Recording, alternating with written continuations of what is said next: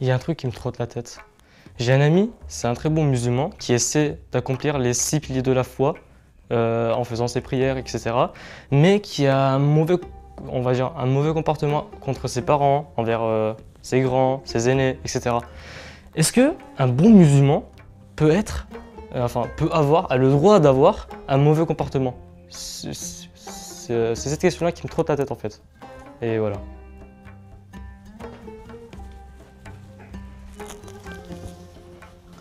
Ok, Omar, c'est une très bonne question que tu te poses là. C'est une question digne même d'une dissertation de philo. Mais t'inquiète pas, Inch'Allah, on va essayer de traiter le sujet étape par étape et ensemble, on va essayer d'avoir une conversation très très enrichissante, Inch'Allah. Merci à vous. Donc, chers spectateurs, restez avec nous jusqu'à la fin pour bénéficier aussi de cet échange et pour tenter de répondre à la question et gagner un prix, Inch'Allah. Un mois pour se transformer. Entre spiritualité, sagesse et défi, vivez pleinement le Ramadan avec les Shakirds francophones. Du coup, si je reviens à ta question, si tu vas me dire si j'ai bien compris, la question que tu te poses c'est est-ce qu'on peut être un bon musulman tout en ayant un mauvais comportement avec les autres? Ou plus formellement, est-ce que la foi et le bon comportement sont deux choses dissociables? C'est bien ça la question? Oui, c'est ça. Ok, super. Je trouve que c'est très bien que tu te poses cette question. Okay.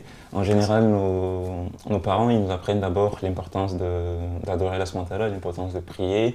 Et tout ça, c'est très bien d'avoir une très bonne relation avec Allah subhanahu wa ta'ala, notre Créateur. C'est la base. Mais qu'en est-il en fait de notre relation avec les autres, avec nos camarades et tous les autres du quotidien?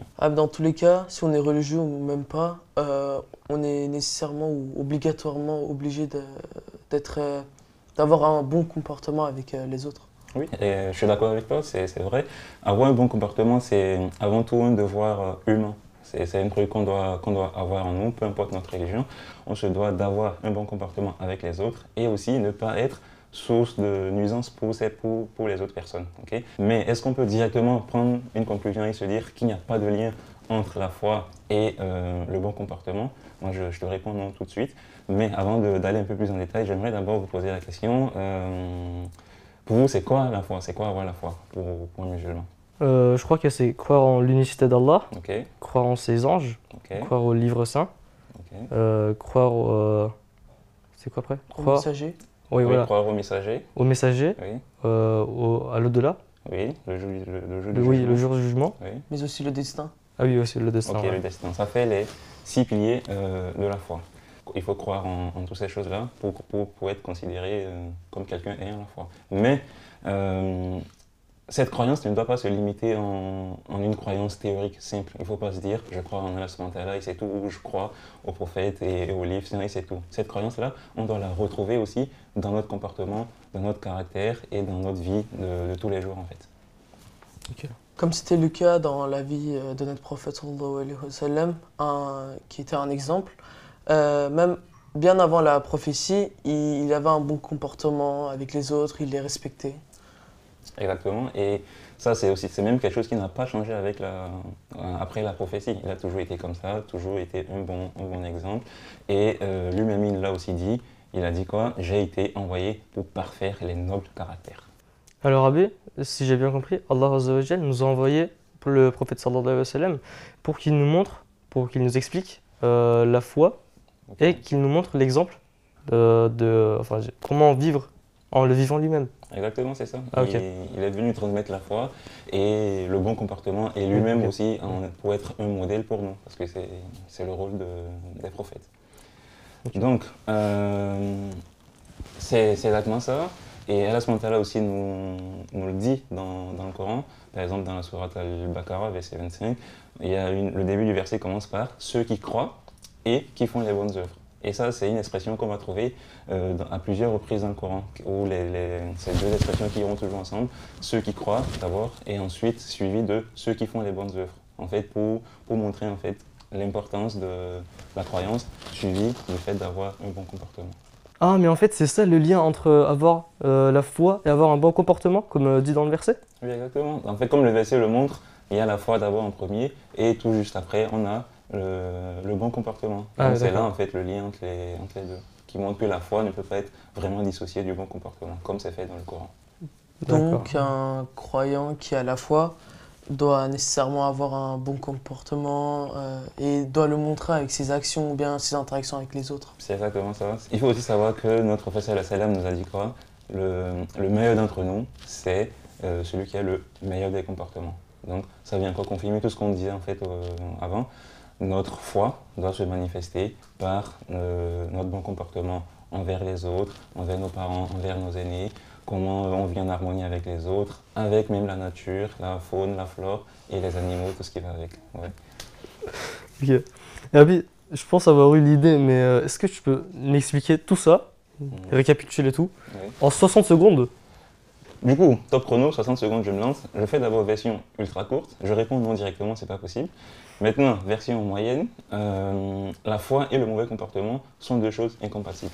Et je ne citerai qu'un seul hadith du prophète. C'est celui qui dit que il y a deux caractères qu'on ne retrouve pas chez un croyant, c'est l'avarice et le mauvais comportement. Du coup, de là, on comprend directement que la foi et le mauvais comportement sont deux choses incompatibles. Quelqu'un qui a la foi, c'est quelqu'un qui croit en Allah subhanahu wa ta'ala, et Allah subhanahu wa ta'ala l'interdit d'avoir un mauvais comportement, donc il est obligé d'obéir. Quelqu'un qui a la foi, c'est quelqu'un qui croit aux prophètes, les prophètes qui sont un exemple de bon comportement, donc il est obligé de se calquer sur le bon comportement. Quelqu'un qui a la foi aussi, c'est quelqu'un qui croit au jour dernier, au jour des comptes, donc c'est quelqu'un qui a peur d'avoir des représailles, donc il est obligé d'avoir un bon comportement envers les autres. Donc là, on comprend directement que la foi et le mauvais comportement sont deux choses incompatibles. Un non-musulman peut ne pas avoir la foi, mais un musulman doit obligatoirement avoir la foi en lui. Il a pas fait plus de 60 secondes là? À peu près. À peu près? Ok, c'est bon. Ouais. Ok, ça va. Du coup, maintenant qu'on a vu que la foi et le bon comportement sont deux choses indissociables, on va essayer de parler des exemples ou des idées de bon comportement qu'un musulman peut avoir, ou plutôt doit avoir. Est-ce que vous avez des idées en fait? Comme le respect des parents, la gentillesse ou bien la générosité. Ouais, très important tout ça. T'as des idées toi? Moi, je dirais l'honnêteté et avoir le respect envers ses aînés. Ok, ça aussi c'est très bien, c'est de très bons comportements. Okay. Juste un seul sur lequel je voulais attirer l'attention, c'est le respect des aînés. C'est quelque chose de très important en général. Et aussi, en parlant d'aînés, j'aimerais aller spécifiquement par exemple sur les professeurs à l'école. Oui. Le respect des professeurs, c'est quelque chose de très important. Par exemple, toi, tu as mentionné le respect des parents. Ça, c'est tellement évident que je ne vais pas trop entrer dans les détails. Mais j'aimerais attirer l'attention d'abord sur le respect des professeurs. Vous savez, les professeurs, on a tendance à avoir une certaine facilité, si on veut, à leur manquer un peu plus de respect. On se dit, c'est pas nos parents, on ne les connaît pas. On est peut-être un peu plus à l'aise, c'est ça? Ouais, c'est ça, on est beaucoup plus à l'aise, on est peut-être plus à l'aise avec eux, ce qui fait que ça peut passer facilement. On a plus de facilité, par exemple, à les manquer de respect, ce qui ne devait pas du tout être le cas en fait, en tant que bons musulmans. Les professeurs, c'est des gens qui nous forment, qui sont des guides en quelque sorte intellectuels pour nous. C'est eux qui façonnent notre esprit, si on veut. Donc c'est des gens très très importants même dans notre religion. Et le respect doit être quelque chose d'obligatoire et de primordial en fait envers nos professeurs. Et une question que moi j'aimerais vous poser, pour vous, comment en fait vous pouvez témoigner le respect envers vos profs, envers vos enseignants? Je sais pas, comme par exemple être plus sérieux en cours, ou bien par exemple, je sais pas, respecter nos camarades, nos professeurs et les écouter à chaque fois. Ok. Et toi, t'as une idée de... Je pense qu'il a tout dit, mais je peux ajouter un ou deux petits trucs. Okay. On pourrait dire, enfin, il faudra pas oublier de dire bonjour en rentrant dans la salle, Oui, ou même ne pas lui couper la parole, enfin, il ou elle, quand il parle. Oui, c'est très important, ne pas bavarder quand il explique un truc en classe, écouter. Même faire ses devoirs à la maison, c'est une marque de respect envers votre prof, parce que c'est une sorte d'obéissance, le devoir qu'il te demande de faire, c'est très important aussi. Ouais. Donc, en résumé, le musulman doit avoir un très bon comportement à l'école, être honnête, éviter la tricherie, respecter ses camarades et tout le monde en général. Du coup, on a bien vu que la foi et le bon comportement, c'est deux choses liées, compatibles, comme tu le dis, qu'on doit forcément retrouver ensemble chez un croyant. Et en fait, notre bon comportement ce n'est rien d'autre que en fait, le témoignage de notre foi sincère envers Allah subhanahu wa ta'ala.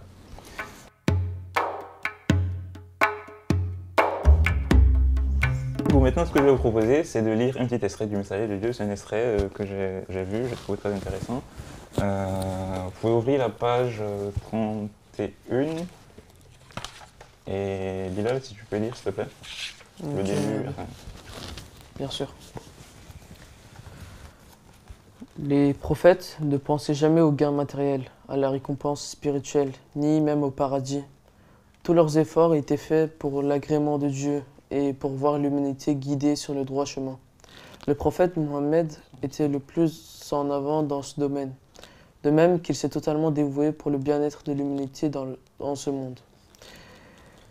Il en fera de même dans l'autre, dans le lieu de rassemblement, entre guillemets, tandis que tous les autres ne se préoccuperont que de leur propre personne. Le prophète se prosternera devant Dieu, priera pour le salut des musulmans et intercédera devant Dieu en faveur d'autres individus. Ceux qui veulent propager les valeurs éternelles de l'islam doivent suivre ces pratiques et ne s'attendre à aucune récompense. Tout message basé sur une intention impure, si éloquent soit-il, n'aura aucun effet sur les gens. Ce point est souvent souligné dans le Coran. Suivez ceux qui ne vous demandent aucun salaire et qui sont sur la bonne voie. Sourate 36, verset 21. Ok, merci beaucoup Bilal. C'est un passage que j'ai trouvé très intéressant. D'abord, c'est ce que je vous ai dit, il y a beaucoup de choses à comprendre de ce petit paragraphe. Mais le message clé, le plus important, c'est le désintéressement d'un acte qu'on fait.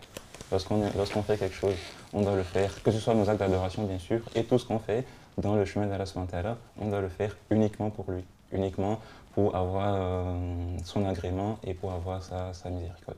Et au début même, vous pouvez voir au début, il nous dit, en fait, on ne doit pas le faire pour les gains matériels, ça c'est évident, et les prophètes eux-mêmes, ils ne le faisaient même pas pour la récompense spirituelle ou pour le paradis. Ouais. Mais c'est quelque chose que nous aujourd'hui, par exemple, c'est vrai, nous on n'a pas le niveau des prophètes, c'est évident, oui. Mais ce n'est pas un mal en soi, par exemple. Peut-être que, je sais pas moi, Omar, tu as lu un livre sur le paradis, tu as vu tous les délices qu'il y a au paradis, et ça te motive à faire plus de dhikr, à lire plus de livres, plus de Coran. C'est bien, c'est un début, c'est une étape, et après, Inch'Allah, tu vas t'élever, et tu pourras atteindre ce rang des prophètes, où tu le fais uniquement pour Allah subhanahu wa ta'ala et non parce que tu as envie d'avoir le paradis. C'est étape par étape, c'est graduel et Inch'Allah, on atteindra ce niveau-là. Et un autre point aussi qui a été abordé, c'est quelque chose qui est important. Ils ont dit que le prophète, sallallahu alayhi wa sallam, il était impliqué à guider les gens dans cette voie, dans la voie, enfin, à guider les gens dans ce bas monde, mais il va le faire aussi dans l'au-delà. Enfin, il est venu, nous, il nous a montré le bon chemin, tout ça, mais c'est même pas assez. Dans l'au-delà, il va intercéder pour nous. Vous voyez que c'est quelque chose d'incroyable. Il va intercéder, vous voyez ce que ça veut dire, intercéder? Oui. C'est en mode, il va plaider pour notre faveur. En mode, il sera un avocat pour nous auprès de Allah subhanahu wa ta'ala le jour de la résurrection. Donc c'est quelque chose de très bien. Et c'est un message très très fort pour nous encourager à prier déjà sur le prophète et à continuer tout ce qu'on fait déjà. Okay. Merci. Sous l'ombre bienveillante d'Arabie se lève une lumière douce et infinie. Une âme élue, un cœur purifié. Mohammed, guide des âmes égarées. Dans la grotte solitaire de Hira, où le silence porte le souffle d'Allah, l'ange descend, porteur de la révélation. Les mots divins, éclatants de perfection. Ô toi prophète, à la noble prestance, messager de paix, d'amour, de clémence, ton sourire éclaire les nuits les plus sombres. l'exemple, une flamme que rien ne succombe. Tu es le berger des cœurs dispersés, l'ami des orphelins, des pauvres délaissés. À Médine, tu bâtis une cité fondée sur l'amour, la foi, l'égalité.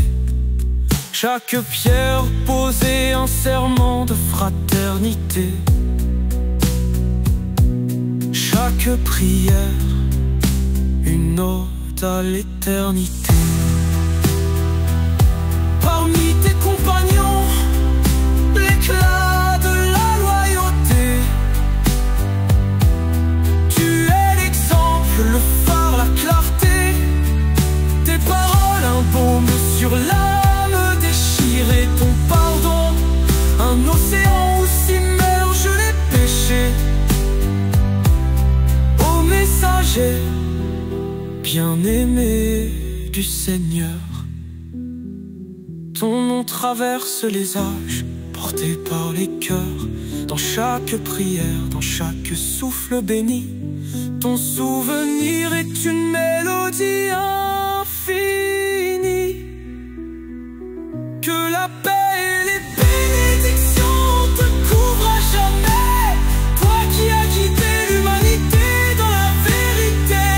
L'étoile de Médine, éclatante et pure, ton héritage demeure éternel et sûr.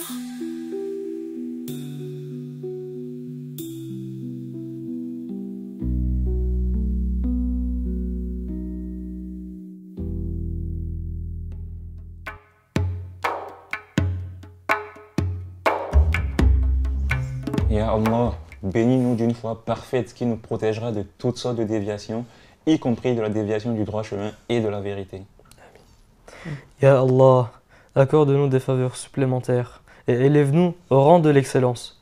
Élève-nous pour que nous puissions penser convenablement, planifier justement, être attentifs aux bonnes actions et être extrêmement méticuleux avec la conscience, de soumettre tous nos comportements liés à la servitude à ton inspection.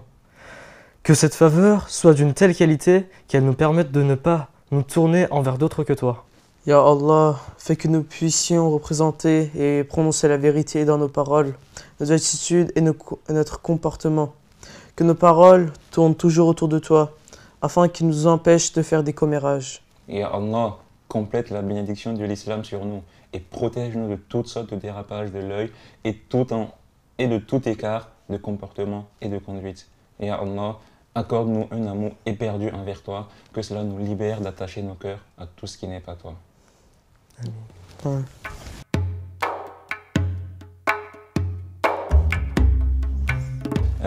J'aimerais juste qu'on lise le hadith du jour pour terminer, Inch'Allah. Le hadith, je vais vous le lire. Le messager du Dieu sallallahu alayhi wa sallam a dit le jour de la résurrection, rien n'est plus lourd sur la balance du serviteur croyant que le bon comportement. Allah SWT déteste tout être vulgaire aux propos grossiers. Hadith rapporté par At-Tirmidhi. Est-ce que vous avez quelque chose à dire sur ce... C'est une continuité de ce qu'on avait dit auparavant. Exactement. Et ce hadith montre l'importance d'un bon comportement. Oui, c'est exactement ça. Oui, si j'ai bien compris, alors nous, on essaie de gagner la gratitude d'Allah.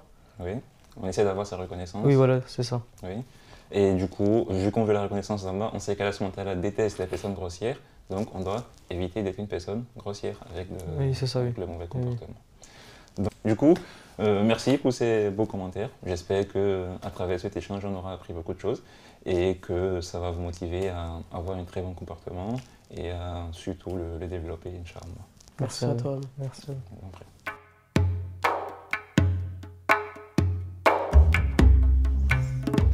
Grâce à mon habit, maintenant, j'ai eu ma réponse.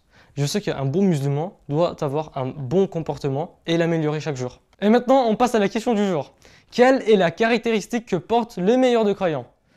Essayez de répondre dans les commentaires, likez, abonnez et partagez. Et je vous dis à demain. Assalamu alaikum.